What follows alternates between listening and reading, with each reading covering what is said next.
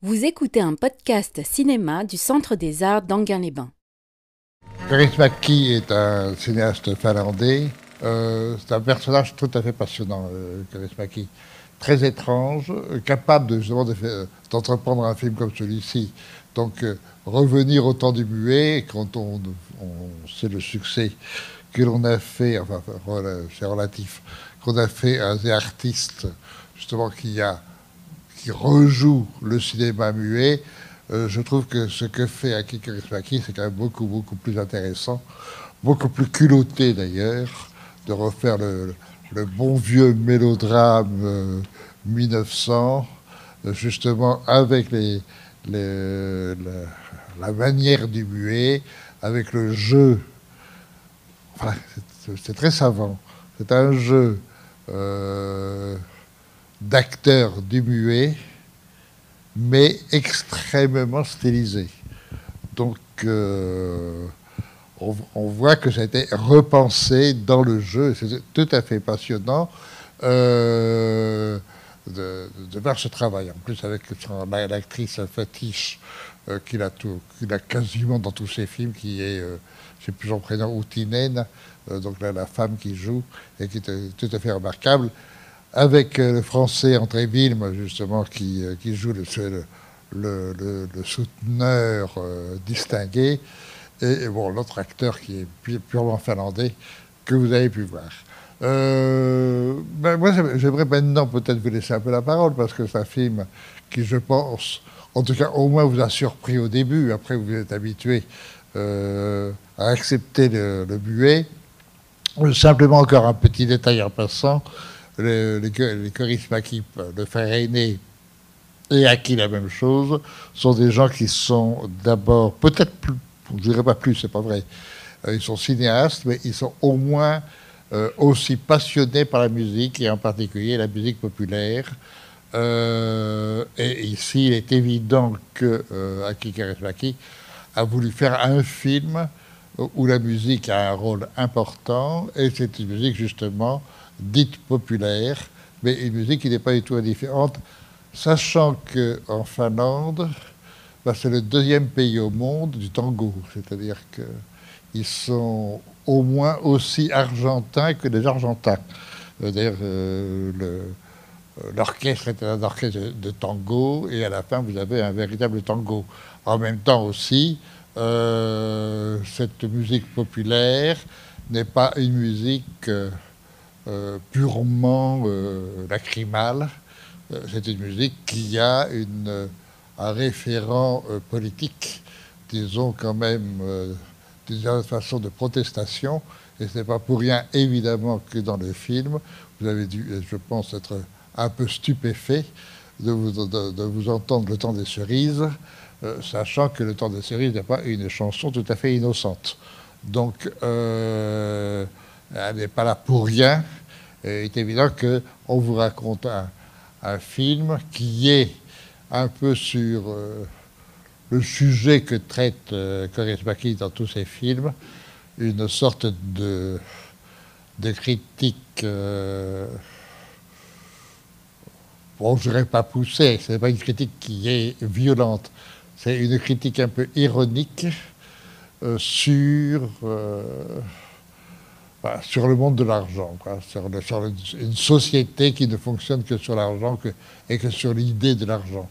Le film, dans son côté mélo, c'est bien de ça dont il est question, avec évidemment les grands sentiments nécessaires pour que le mélo se développe dans toute sa splendeur. Donc il faut quand même que l'amour, le vrai amour, le bonheur dans le travail difficile, tout ça soit bien mis en place par rapport à... enfin, l'un des grands thèmes du mélodrame du XIXe siècle, c'est qui a malheureusement occupé une place politique importante au XXe, c'est-à-dire la campagne a toutes les vertus, la ville a tous les défauts. Quand on sait à quel point ça a été utilisé par tous les régimes politiques à tendance dictatoriaux, que ce soit à l'extrême droite, style fascisme ou nazisme ou pétinisme, c'était exactement ça. La campagne est vertueuse, la ville est pécheresse et criminelle. Mais aussi, c'était tout aussi vrai chez les communistes, etc. C'était vraiment la grande thématique du XXe siècle pour scinder en deux le monde bien et le monde mauvais. Le monde bien, c'est la campagne, le monde mauvais, c'est la ville. Bon. Alors là, il reprend ce thème-là, évidemment avec quand même distance et ironie, et il en fait justement une thématique, d'où l'intelligence d'avoir été choisir cette chanson donc des communards, donc enfin communardes du temps des cerises, puisque comme vous le savez, c'est une chanson je crois que c'est 70 ou 71, de 1970, 71, du temps de la commune et de la répression de la commune. Bon, alors voilà quelques références. À vous peut-être maintenant d'en parler, parce que je voudrais bien savoir quelles ont été vos réactions. Une fois passé, je répète, la surprise de voir le film muet. Oui. Oui, bonsoir. Moi, c'est vrai que j'étais assez surpris par le film. J'arrive pas du tout à cerner quel est l'enjeu esthétique ici du cinéaste, puisqu'à la fois, il reprend beaucoup d'éléments du muet ancien. Il n'est pas dans une démarche de netteté ou d'utilisation des moyens modernes pour refaire un film muet. Donc, il y a une dimension de pastiche, et en même temps, j'ai l'impression qu'il y a comme une ironie avec des symboles un peu gros, quand par exemple Shemeka écrase une fleur par terre, quand le souteneur par exemple écrase une fleur par terre, puis un papillon, enfin, tout un symbolisme un petit peu ancien, mais j'ai l'impression qu'il y a une ironie dans cette... Oui, il y a une volonté de ne pas faire une caricature, mais une moquerie, une certaine moquerie d'un certain style, mais en même temps extrêmement stylisé. Parce que, au point de vue... bon, sauf qu'il y a eu, je pense, des problèmes un peu de points à la fin, même s'il y a un travail sur le flou qui est proposé, il n'empêche que là, c'est le problème des pellicules aujourd'hui.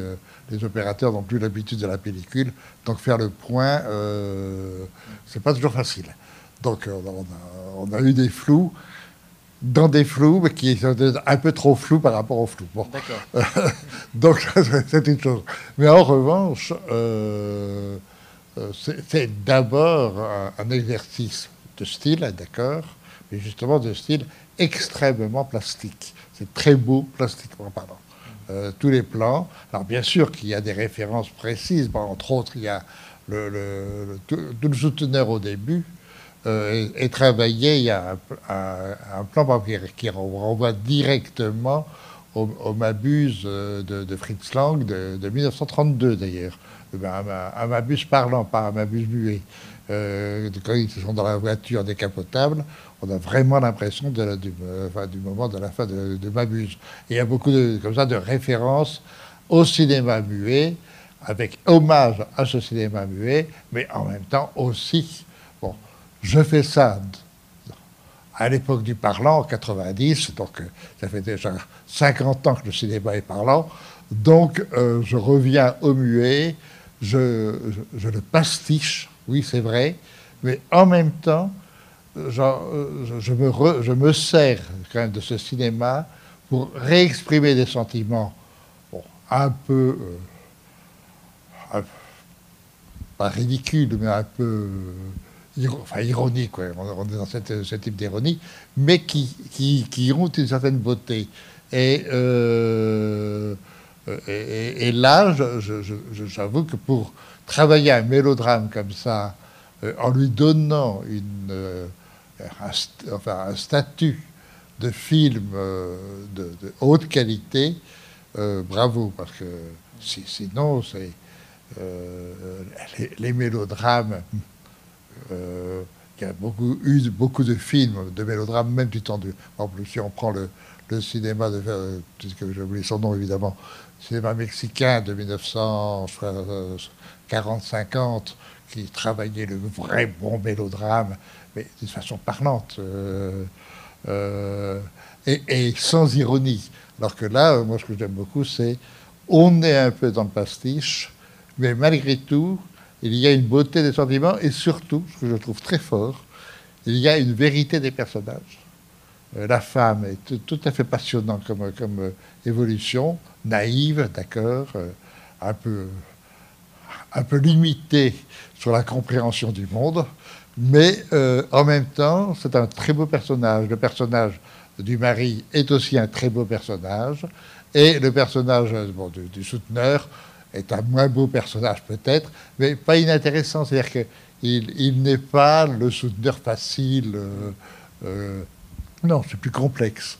En plus, il a quand même une sœur qui est protectrice de ces pauvres femmes un peu abandonnées à la prostitution. Bon, mais tout ça avec une certaine élégance, quoi. Oui, bien sûr que c'est très surprenant parce que il y a un jeu et quand même au bout de quelques minutes, enfin disons une bonne dizaine de minutes, le spectateur a compris que c'est un jeu. Bon, ça, je pense, à moins que vous contredisiez, mais et ce jeu est finalement admirablement joué et très bien tenu de bout en bout. Et il y a une force, une élégance dans l'art de filmer, qui est d'ailleurs le propre de Kaurismäki. C'est un cinéaste faussement, enfin, qui travaille le genre, pas le genre, qui travaille le style réaliste d'une façon irréaliste. Et c'est très intéressant de voir tous ces films, d'ailleurs. Tous ces films ont ce côté décalage. À la fois, on a les paysages, enfin, c'est réaliste, mais la structure est toujours, je dirais pas fantastique, mais on est dans un autre monde quand même. Et ce parti pris stylistique nous permet d'être dans un autre monde, à commencer, ce que je trouve très beau aussi dans le film, à commencer par celui du cinéma. On est dans le monde du cinéma et dans sa représentation du monde réel, mais dans cet univers qui est celui du cheminement des sentiments malheureux. Mais en même temps, triomphant malgré tout. Oui. Et une dernière question. Qu'est-ce que vous pensez de la petite entorse au muet strict qui est de la petite entorse qui est faite au strictement muet avec les bruits technologiques, en fait, la voiture qui démarre, oui, le coup de feu, etc. Ouais. Ah bah oui, mais ça justement, c'est le petit point, ça. C'est le petit point d'humour. Je ne vous fais pas de paroles, sauf la chanson, mais en revanche, vous aurez non pas le bruitage, mais juste des petits éléments de bruitage qui en même temps vont jouer avec la musique et en complément de la musique ou en dramatisation, enfin en rapport dramatique ou conflictuel avec la musique, des signes du son réel qui deviennent à ce moment-là un son mythique et non plus réaliste. Vous voyez ce que je veux dire? Oui, très bien. C'est ça qui est intéressant. Il y a une façon de remettre à plat les différents éléments et d'un seul coup de les retravailler autrement. Et en effet, le son est quand même présent. C'est un film sonore, c'est un film non parlant, mais profondément sonore, à commencer par la musique. Et justement, ces bruits du réel qui sont aussi comme des résonances musicales, mais réalistes. Ce qui permet d'ailleurs, tout à fait entre nous, si vous prenez la fin, vous entendez les coups de feu, boum, boum, ça vous les entendez. Bon, normalement, vous auriez droit à voir quand même notre pauvre mari s'écrouler, mais non, justement, ce qui est merveilleux, c'est que ces deux bruits mythiques des coups de feu, qui normalement devraient faire qu'il s'écroule, Non, au contraire, ça lui donne une espèce de force mythique, de force fantastique, qui lui permet de poursuivre son souteneur, de le tuer dans la frigidaire ou je ne sais pas quoi, et ensuite d'aller sauver l'enfant et la femme aimée pour la laisser partir et mourir. Enfin, c'est une fin complètement... J'adore quand on ose aller comme ça, faire une fin comme ça, et sans se casser la figure. Le spectateur l'accepte quand même. Alors que, bon, il va loin dans le culot, quoi. Il va loin. Oui. Toute dernière question. Il y a énormément d'éclats de pellicule. Est-ce que c'est une volonté en post-production? Parce qu'il y en a presque plus que dans le muet des années 30 ou 25. Ah oui, mais ça, c'est sûr. Ça, oui, d'accord. L'éclairage est, de ce point de vue-là, très... très on est, c'est pour ça qu'il y a un problème, on est au bord souvent du surex, de la surexposition. D'où ces moments où, en effet, d'un seul coup, ça devient flou. Alors, je répète, il y a des flous qui sont voulus et peut-être des flous qui sont un peu trop présents. Et surtout à la fin, ça devient fatigant. Bon, mais ça, c'est un peu le risque que lorsqu'on joue jusqu'aux limites des possibilités techniques. C'est vrai. Merci. D'autres réactions, peut-être? Oui.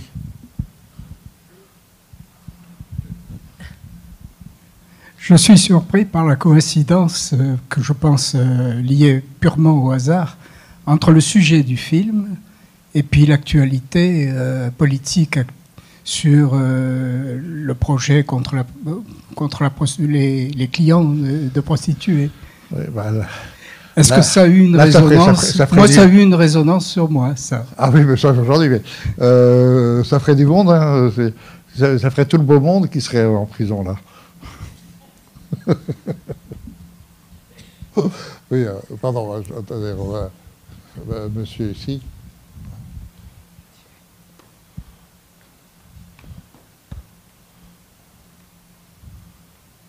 Pardon, merci. Moi, il y a une chose qui me frappe dans les films de Kaurismäki, c'est le côté intemporel. Pour chacun de ces films, et je trouvais quand vous parliez du réalisme filmé de façon non réaliste, il y a quelque chose, et je crois que enfin, j'ai pas en tête un film de Kaurismäki qui m'est pas marqué sur ce point-là. Et quand on recherche à quelle époque ça peut correspondre, bon, il y a pas une cohérence des éléments. Bon, il y a des éléments qui font dire on est dans les années 60. Et le premier film que j'avais vu de Kaurismäki, c'est Tiens ton foulard, Tatiana. Où là aussi, Tiens ton foulard, Tatiana, qui est sur lequel j'étais tombé complètement par hasard à la télé, et j'avais été absolument stupéfait. Je me suis dit, mais dans quelle époque est-on, quoi? Et tous ces films me font cet effet-là, et je trouve que c'est très fort d'un point de vue cinématographique, quoi. C'est le côté intemporel. Dans quelle époque est-on? Ouais, moi, je vais vous répondre alors quelque chose qui est... Évidemment, je ne devrais pas répondre ça, mais en même temps, puisque je l'ai rencontré, je l'ai vu. L'intemporalité, c'est un peu mettons, entre 10h du matin et minuit, quoi. C'est-à-dire que lorsque vous êtes à un autre degré de flottaison.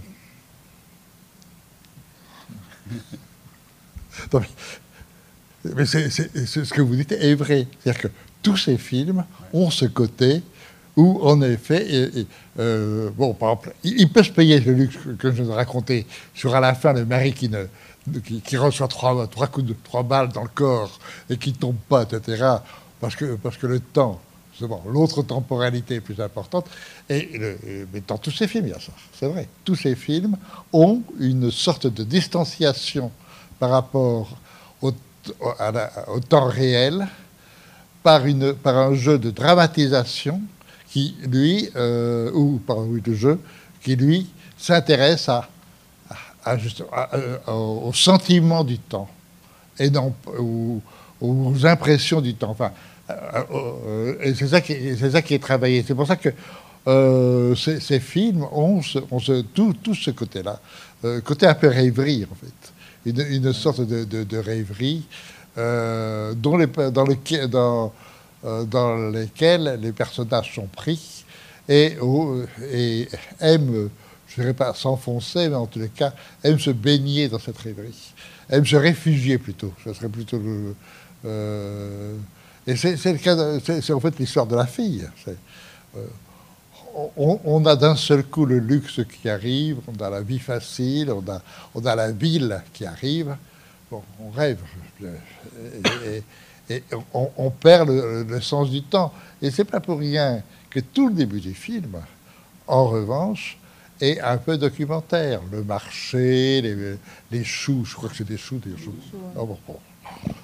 C'est plus pas tout à fait mon domaine, mais on a tout ça, la ferme, tout ça, et assez réaliste, une temporalité qui est normale. Et d'un seul coup, arrive cette voiture, ce luxe, et bon,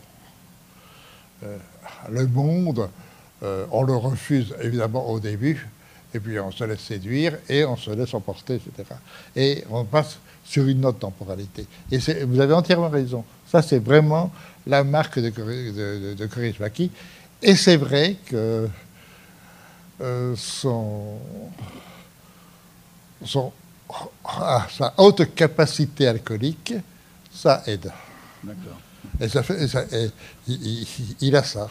Vous savez, il y a quelques alcooliques dans le cinéma, et c'est pas inintéressant de voir leurs films, justement. Il y a d'autres choses qui se passent. Il y a aussi, vous parliez de la musique. Moi, ce qui me fascine chez lui, c'est que dans tous ses films, il y a une scène récurrente qui est la scène de l'orchestre avec le bal. Avec le bal et le tango. Et le tango, ouais.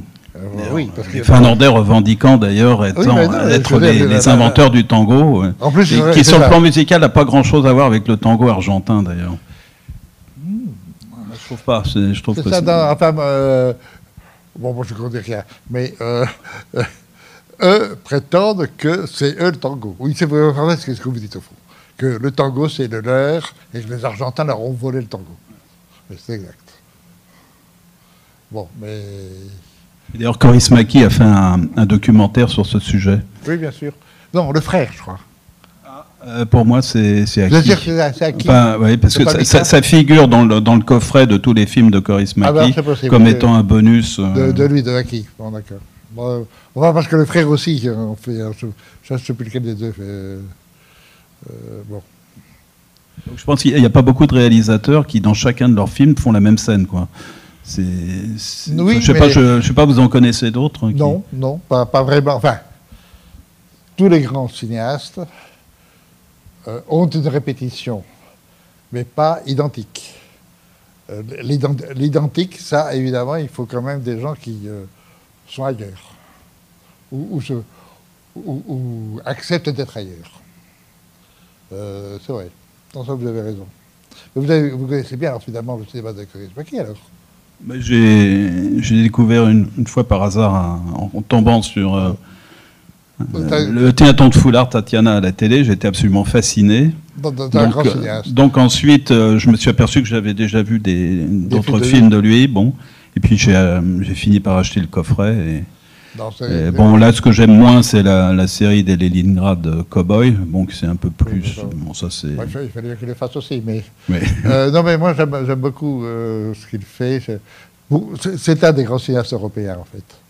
Mais bon, quoi qu'en France, il est quand même pas méconnu. Quand même. Il ne faut pas exagérer non plus. On le connaît. Il y a d'autres cinéastes scandinaves.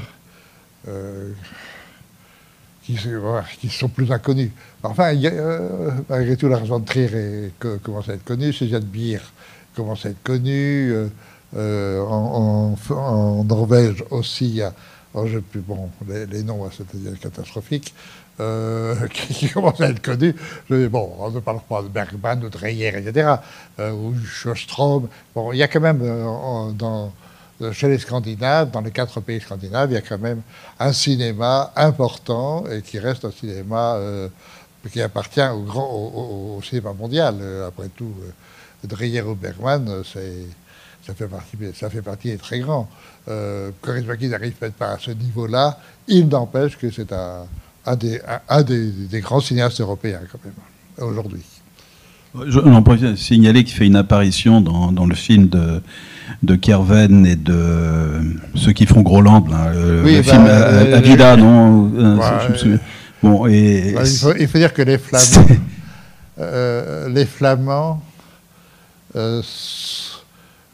bon, moi je dirais une chose qui n'a rien à voir avec le film d'aujourd'hui, mais je considère que la France, qui a été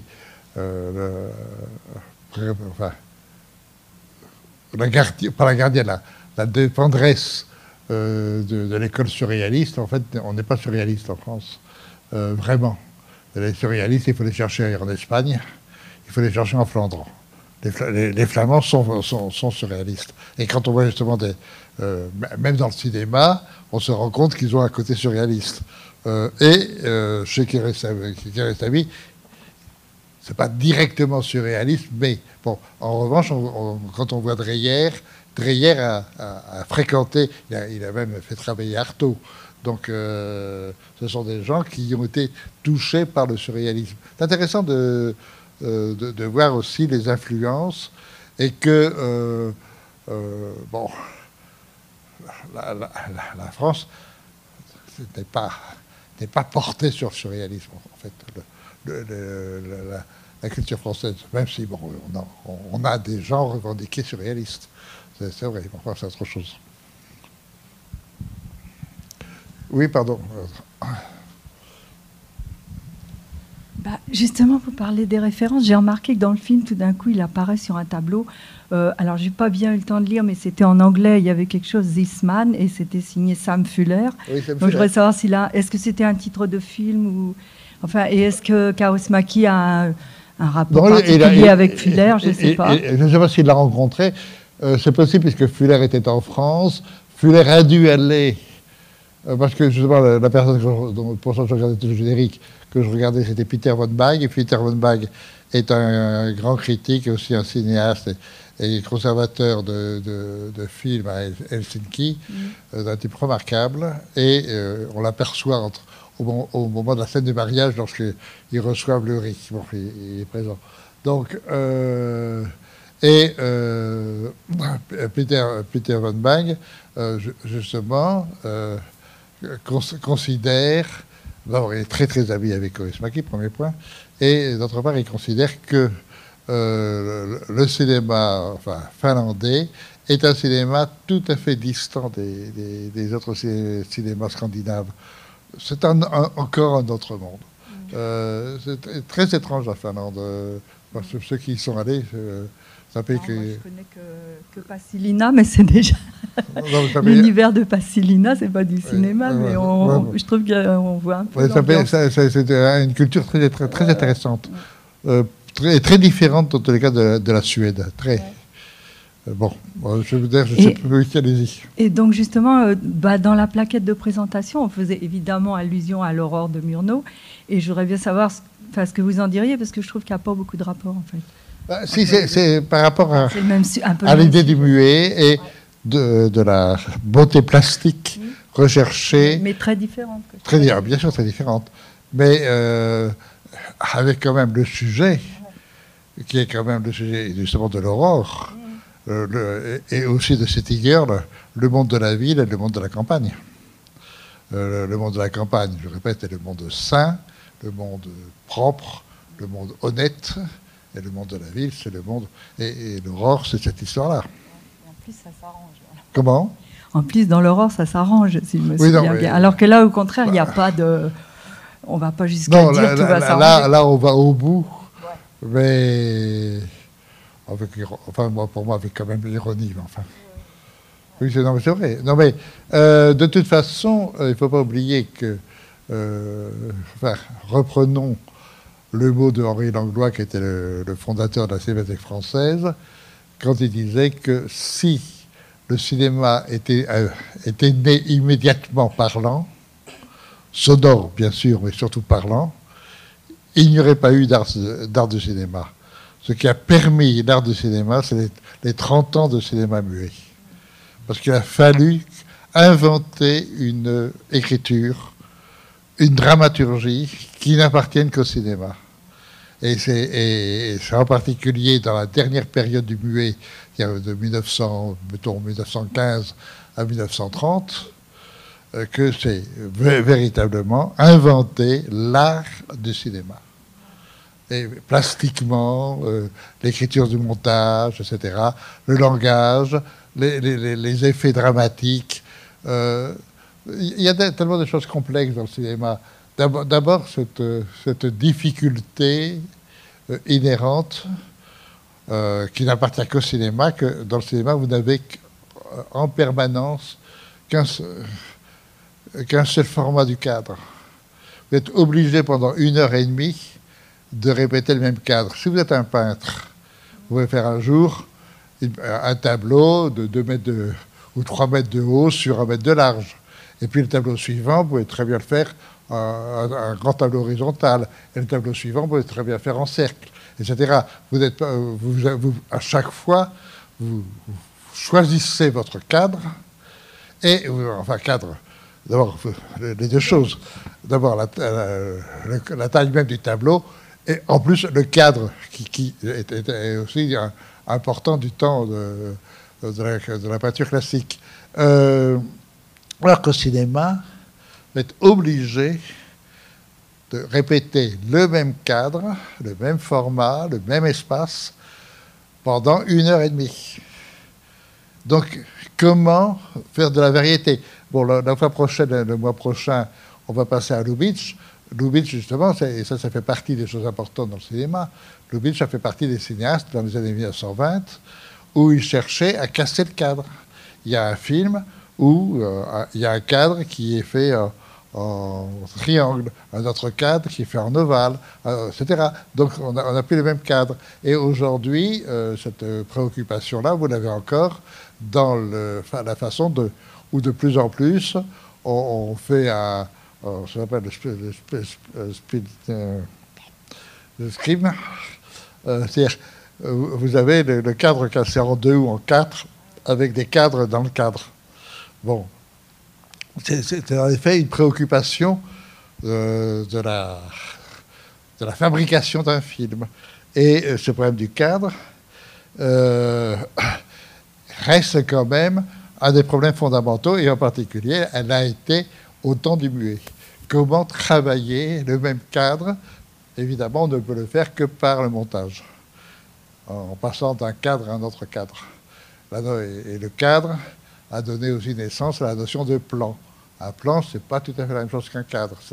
Bien sûr que c'est le cadre, mais en même temps, un plan, c'est une projection. Et ici, dans le film, on a des projections. C'est-à-dire que chaque image est une projection d'un certain sentiment ou d'un certain regard sur. Et là, c'est très intéressant. Vous êtes justement dans des notions de plan. Donc là, on est justement dans une réflexion sur le cinéma. C'est ce qui rend le film tout à fait utile. Bien, écoutez, je ne sais pas si vous avez encore d'autres réactions. Bon, la fois prochaine, évidemment, ça sera... c'est Haute-Pègre qu'on passe, c'est bien ça? Oui. Haute-Pègre, c'est magnifique. Bon, de toute façon, on s'y amuse beaucoup. C'est une immense comédie. Bon, écoutez, donc au mois prochain. Merci beaucoup.